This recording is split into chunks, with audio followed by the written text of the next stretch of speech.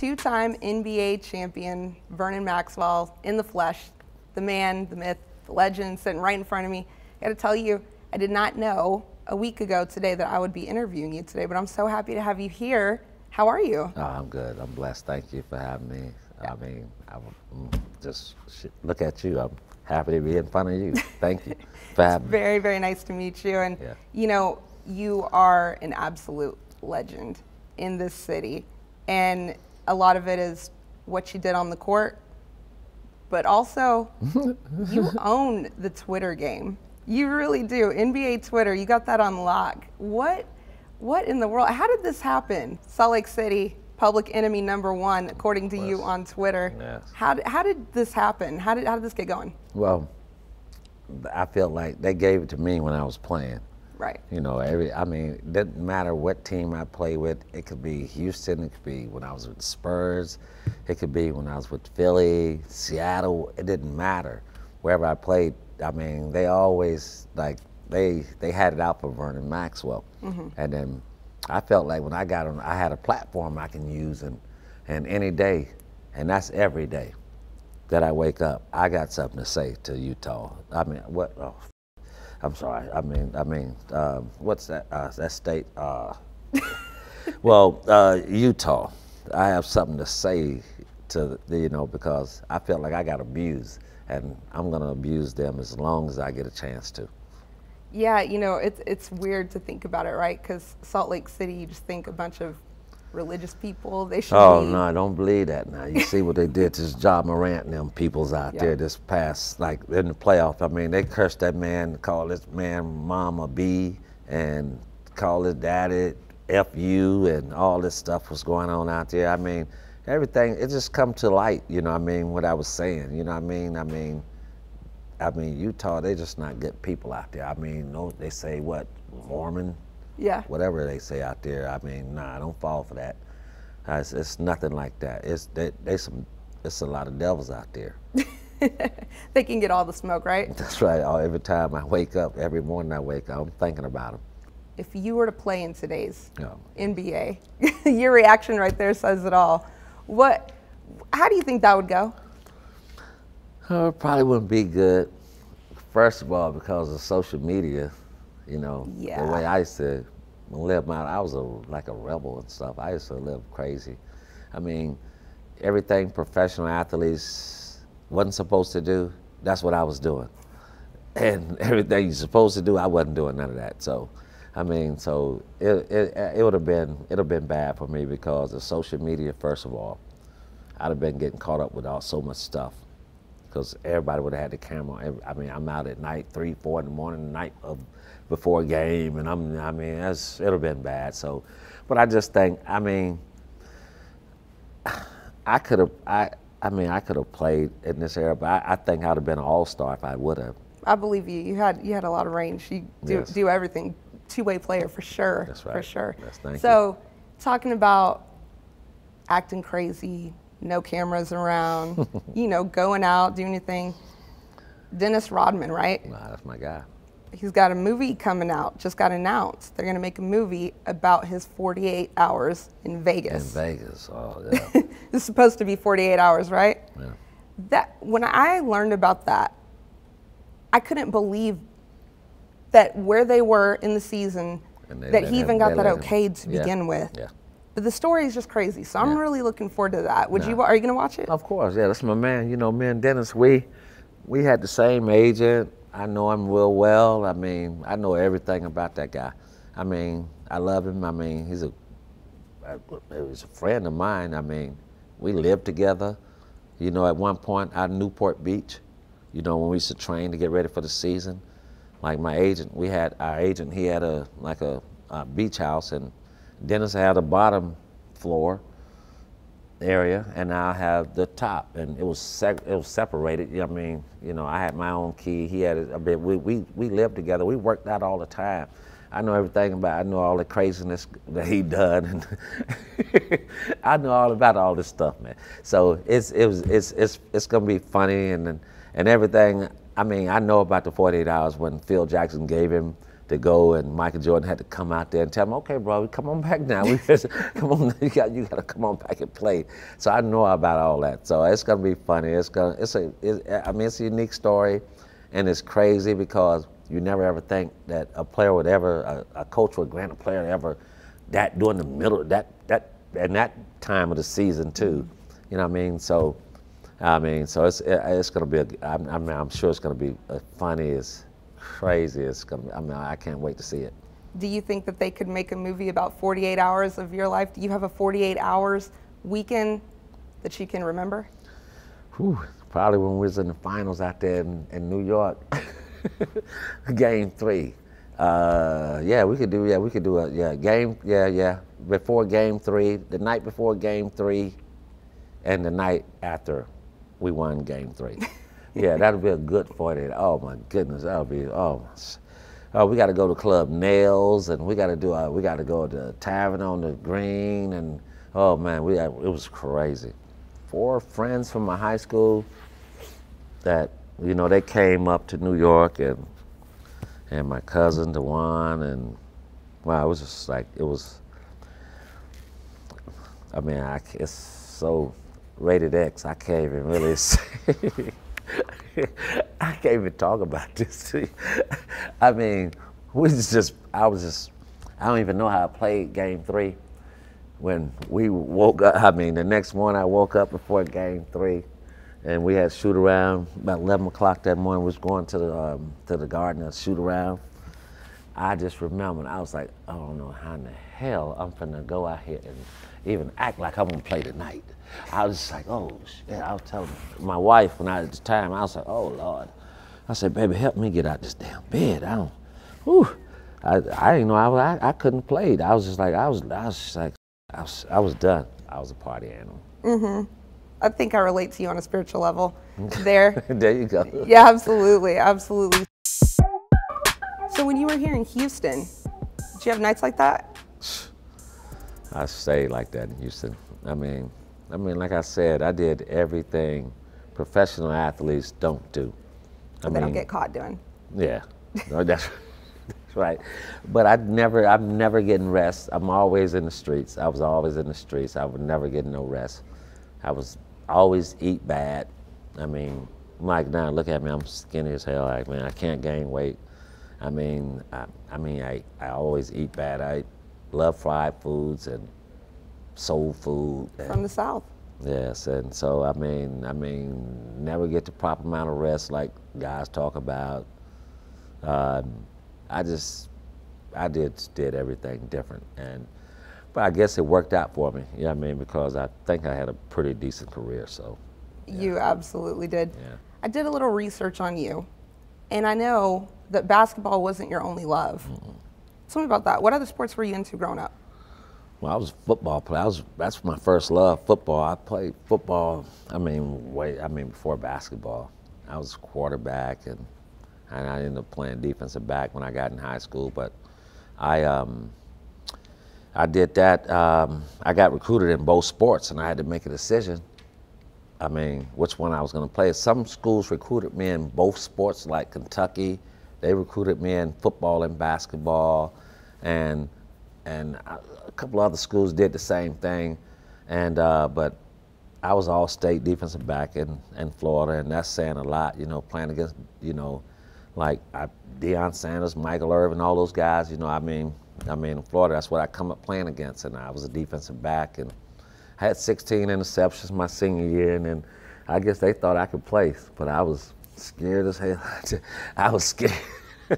They know I was really nervous out there and scared because I was just doing that just to make myself tough. Right.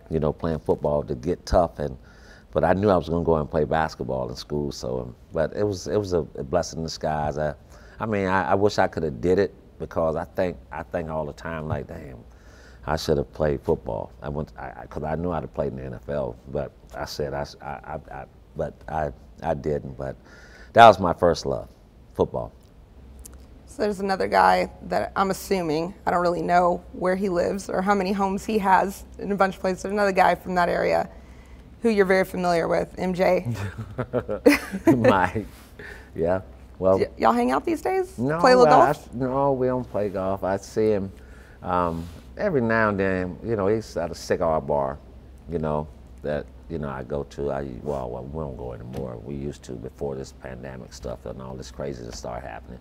But nah, we just, I mean, he's cool. I mean, I see all these guys who work in his front office and stuff. I played in Muggsy Bogues golf tournament. I seen all these guys and all this, you know, people, and I mean, we cool. I don't have a problem with Mike. I mean, and I don't think I don't know he don't have a problem with me either. The man he's a billionaire, so I know he ain't thinking about Mad Max and Vernon Maxwell. So, I mean, I'm the last thing he's thinking about. So, I think there's probably a level of respect there, for sure, if nothing else. Yeah, of course. Absolutely. So, I know that I've heard you say that he was dirty, and that's not normally something that, and you might have been a little facetious about it, or maybe not. Okay, no. I just want to know, you know, that's not normally when people think of MJ, that's not what's associated with his name. Because people were not there on that floor with him. You know what I mean? Right. I was in the grind with him, you know, and I know what he did. You know, I mean, I mean, he did it to me. I mean, the man, I mean, every time we play against each other, we're gonna be bleeding, and somebody gonna we're gonna be bleeding, both of us. I'm gonna be bleeding him. I mean, this man, he literally stays around. When he ain't shooting the ball, you gotta just Google it. When he ain't shooting the ball, he going in that paint. He's in that paint area. He hang out around that paint area, and he's doing a lot of this, and doing a lot of like pushing. He's strong. He's 6'6", 218. He was strong, and I mean, every time I played against literally every time I played against this dude, I was bleeding in my mouth.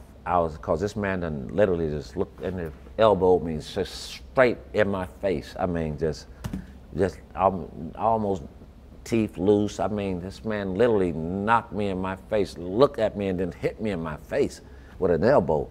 And I get right back. I hit him straight back with the same one he hit me. I look him in the and I hit him right back in his. So I mean, but he was just a dirty dude. I mean, if you like, I like it though. I love playing like that. I mean, I don't care. I can adapt to any style of play you want to play. I mean, cause I can play nice with you and just tap you on your ass if you want to, or I can be a dog with you. So it don't really matter to me. I can play any kind of way, but that's the way he was. When I was going against Mike the night before the game, I had to get some rest. I had to get my mind right and be ready to play, because I knew what I was going, because he was going to be quick, he was going to be fast, he was going to be strong, he was going to be dirty. So you went out partying the night before, like in New York? Certain guys, I just couldn't do it. You know, that I wouldn't, I had to have my legs for this guy. I got to be really cause I never seen nothing like that ever in my life. This dude was crazy. I mean, y'all was seeing it like on TV, but I was actually out there with him. I just think I ain't never seen a player do and can so fast, and so quick, and so strong. I mean, just had everything. I mean, he was special. I mean, I was just glad to be able to play against him and compete with him, because I mean, that was just special. I mean, he was a special guy. Did you ever think twice before you just about to start popping off on him? Did you ever go, you know what? Nah. I shouldn't do this. You said no conscience, right? Nah, cause I want to do something nobody else would ever do to him, and I want him to know that every time, hey, I know he thought about me the night before, just like I was thinking about him. Like I think about a woman I want, you know, he thinking about me the night before. Like I was thinking about him too. So, I mean, that's just the way it was. I mean, see, well, before the game, when I play against Chicago, see, Rudy T would tell me, okay, Max, now, don't start this crazy. We need you in this game tonight. Now, hey, man, don't get caught up with this kid over here. Don't get with number 23. That's what we used to call it. Number 23. Don't get caught up over there. And you used to play in the old Chicago Stadium. And then you could just hear all the stomping, on the floor, you know, because we was underground at the Chicago Stadium, the old stadium. And you could just hear all the fans, they just going crazy. You could just hear them in Chicago. That was a crazy place to play in. And you walk up and then you got people just hitting you upside the head. I mean, throwing stuff on you, waters, beer, all kind of, I mean, you just what you got to go to get to the floor. I mean, because we walking up a tunnel and they seeing us coming out and then it's all kind of stuff going on. And then I get out there, I'm playing against Mike. It's all mental. It was a mind game with me when, you know, because with Mike, see, I used to make myself, I say, Vernon, you got to create something that nobody would never, ever do to Michael Jordan that night. You got to do that to him. One year I just stood up at half court. We were warming up in Chicago Stadium, and I just stood there at half court. I was like, and every time he came in the line where you get the ball and lay it up, every time he came over there to that lay, I was like, yeah, I'm gonna get your ass tonight. Yeah, you're in trouble tonight. That's what you is. Yeah, I used to do little stuff like that. He'd be like, whoa, this is crazy for real. And he'd be coming, Matt, come on, man, don't start this tonight. When the game started, I'd be like, okay, I got it. Is there anybody else that you got up for the way that you did for him? Nah, not really. Nah. Well, Drazen Petrovic, he was a, God bless you, Drazen. He was a thorn in my side. I mean, I'd rather play against Mike than play against him. So, yes. Really? Yes, he was a killer. He just don't get I mean, he died young, you know, he was on the Autobahn, he was racing and wrecked his car and passed away. But, I mean, oh my goodness, he used to kill me. Oh, I couldn't. Ooh, I hated playing against him. Well, if you love Houston so much, why'd you move away?